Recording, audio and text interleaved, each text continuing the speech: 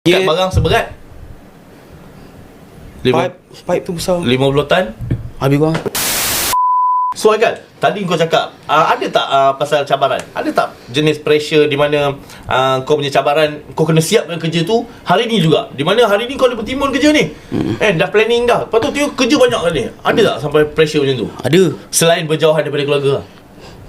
Time tu masa tu malam, saya nak balik Seremban lah. Okay. Okay, Ni kerja kat mana? Seremban. Okay, kerja kat mana Seremban? Nak pergi Seremban ni?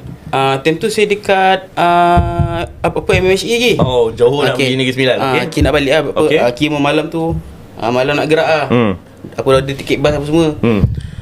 Settle kerja dalam pukul 4 lebih. Alright. Pukul 4 lebih tu dah simpan barang lah dalam workshop. Okay. Nak balik. Alright. Bos datang. Okay. Haikal, urgent ni. Alright. Kenapa bos? Barang nak sampai. Barang apa tu? Oh, barang ni lah, equipment ni lah. Okay. Barang nak sampai. Tapi budak tak ada. Aduh, macam mana ni? Cakap selalu dalam satu projek tu kita nak angkut barang ni dari satu tempat ke semua, berapa ramai orang diperlukan? Dia ramai bang.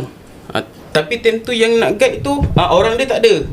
Yang apa kira dia Signal man lah. ada duduk situ, dia tak ada. Asyik kena pergi Pukul lepas maghrib start.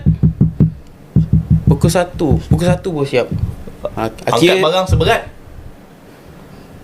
Pipe tu besar 50 tan. habis bang. Lebih kurang 50 tan tu lah. So tu nak tahu tu, berapa ramai orang diperlukan untuk mengangkut barang tu? Adakah awak seorang cukup dengan orang driver lori, orang kren? Ada lagi dia follow.